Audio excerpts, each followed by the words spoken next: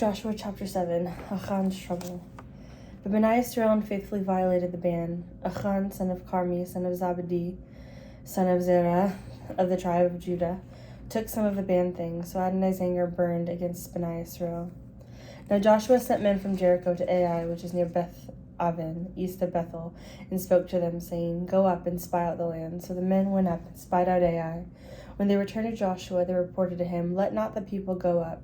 Only about 2,000 or 3,000 men need to go up and strike Ai. So don't wear out all the people there, for they are just a few." So about 3,000 men from the people went up there, but they fled before the men of Ai. The men of Ai struck down about 36 of their men and chased them from outside the gate as far as Sabar Shabarim, striking them down the slope. So the hearts of the people melted and became like water. Joshua then tore his clothes and fell to the ground on his face before the ark of the Adonai until evening, both he and the elders of Israel, and they put dust on their heads. "Alas, Adonai Elohim," Joshua said, "why did you ever bring this people across the Jordan? Is it to deliver us into the hand of the Amorites to destroy us? If only we had been content and dwelled beyond the Jordan. O my Lord, what can I say, now that Israel has turned its back before its enemies? For when the Canaanites and all the inhabitants of the land hear of it, they will surround us and cut off our name from the earth. Then what will you do for your great name?" Then Adonai said to Joshua, "Arise, why are you fallen on your face? Israel has sinned. Yes, they have also transgressed my covenant which I commanded them. Now they have even taken of the things under the ban of destruction, so they have also stolen and even deceived, and even put among them their own possessions. So Bnei Israel cannot stand before their enemies. So they turn their necks before their enemies, because they have come under the ban. I will not be with you any more unless you destroy whatever is under the ban from among you.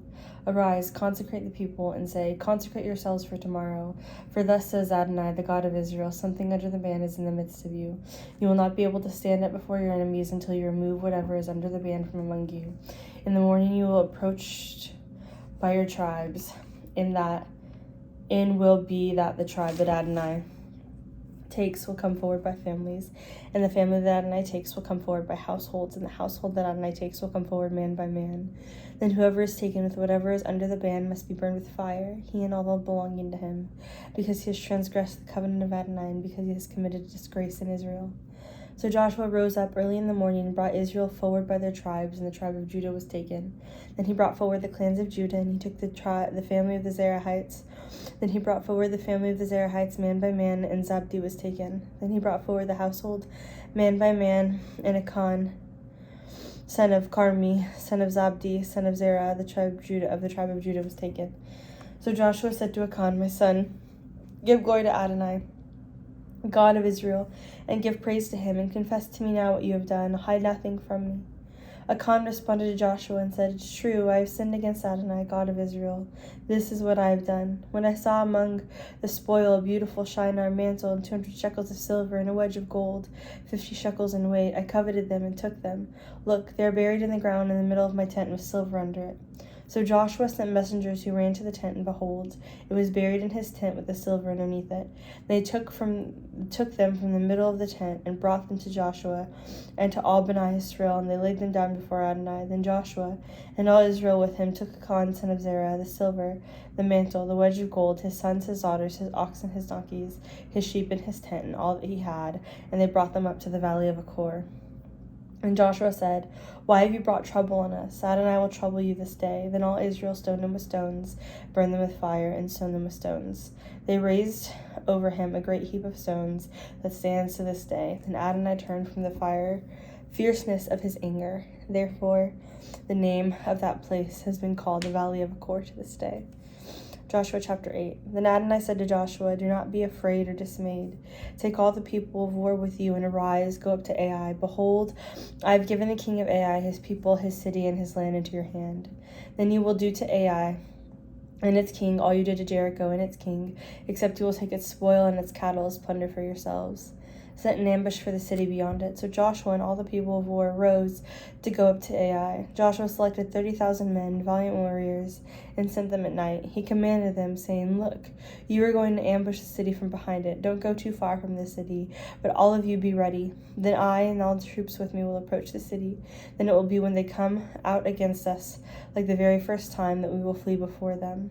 So they will come out after us until we have drawn them away from the city.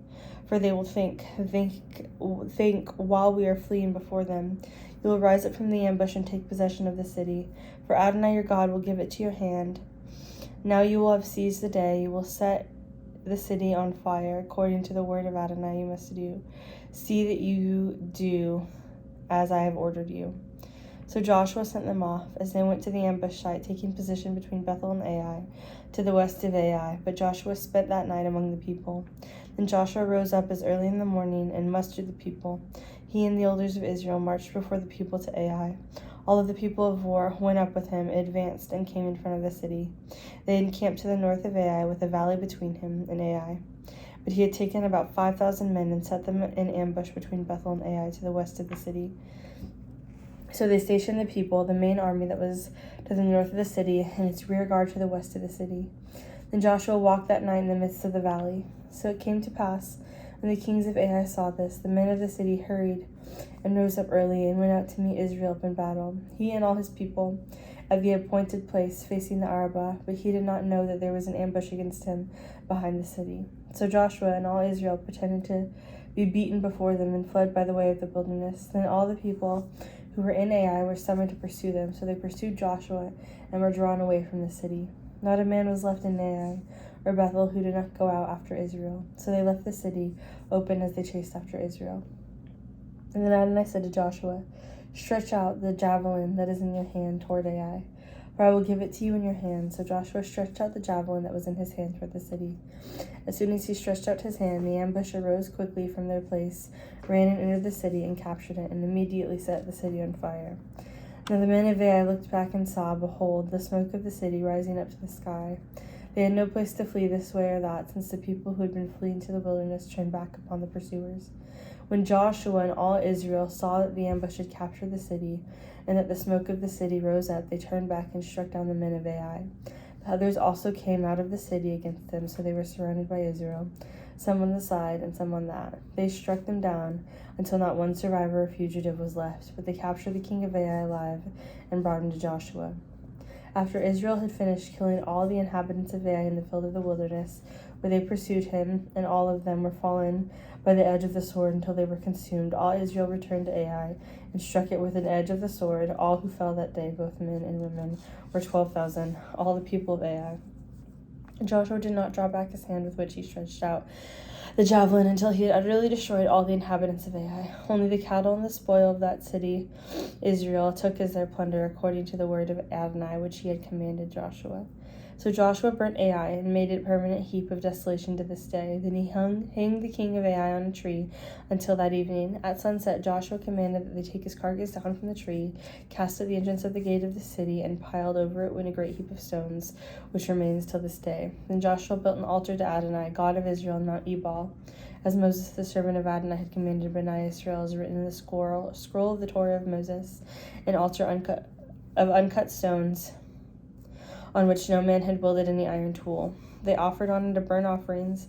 There on the stones he wrote a copy of the Torah of Moses, which he had written in the presence of Bnei Israel. Then all Israel, with their elders and officials and their judges, were standing on both sides of the ark, facing the Levitical Kohanim, carrying the ark of the covenant of Adonai, the outsider as well as the native born. Half of them stood in front of Mount Gerizim, and half of them in front of Mount Ebal, just as Moses the servant of Adonai had commanded before in the order to bless the people of Israel. Then afterwards he read all the words of the Torah, the blessing and the curse, according to all that is written in the book of the Torah. There was not a word of all that Moses commanded that Joshua did not read before the assembly of Israel, including the women and the little ones and the outsiders walking among them. Joshua chapter 9. The Gibeonites connive a treaty. Now when all the kings who were west of the Jordan in the hill country, in the lowland, and along the shore of the great sea to the vicinity of Lebanon, the Hittites, the Amorites, the Canaanites, the Perizzites, the Hivites, and the Jebusites heard about it. They gathered themselves together as a unified alliance to fight against Joshua and Israel. But when the inhabitants of Gibeon heard what Joshua had done to Jericho and Ai, they acted craftily.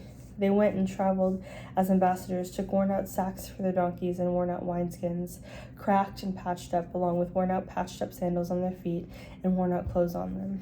All the bread of their provision was dry and had become crumbly. Then they went to Joshua in the camp at Gilgal and said to him and to the men of Israel, "We have come from a far country, so now make a treaty covenant with us."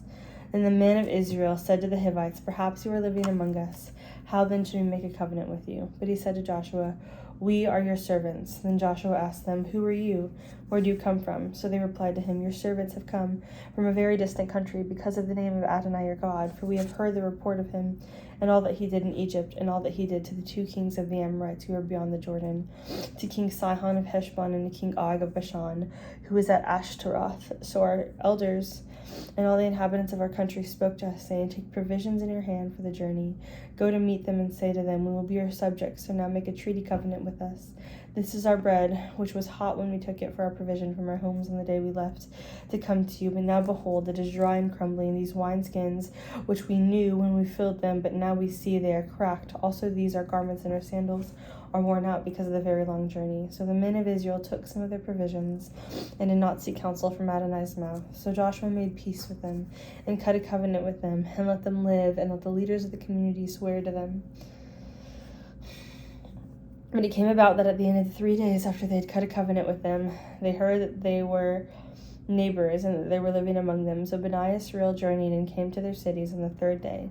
And their cities were Gibeon, Sepharah, Beeroth, and Kiriath Jearim. But Bani Israel did not strike them because the leaders of the community had sworn to them by Adonai, God of Israel. Then the entire community murmured against the leaders. But all the leaders answered the entire community, "We've sworn to them by Adonai, God of Israel, so now we cannot touch them. This is what we will do with them. We will let them live, lest wrath be upon us because of the oath which we have sworn to them. Yes, let them live." The leaders said further, "But let them chop wood and draw water for the entire community." So the leaders decreed concerning them. Then Joshua summoned them, and he spoke to them, saying, "Why have you deceived us, saying, 'We are very far from you,' when you are living among us? How therefore you are cursed, and you will ever cease to be servants, wood choppers, and water carriers for the house of my God." So they answered Joshua and said, "It was because your servants were clearly told that Adonai your God had commanded his servant Moses to give you all the land and to destroy all the inhabitants of that land before you. So we were very afraid for our lives because of you, and so we did this. Now behold, we are in your hand. Whatsoever seems good and right in your eyes to do to us to do." Thus he did to them, delivering them from the hand of Bani Israel, so that they did not slay them. On that day Joshua made them wood choppers and water carriers for the community and for the altar of Adonai in the place which he would choose. So it is to this day.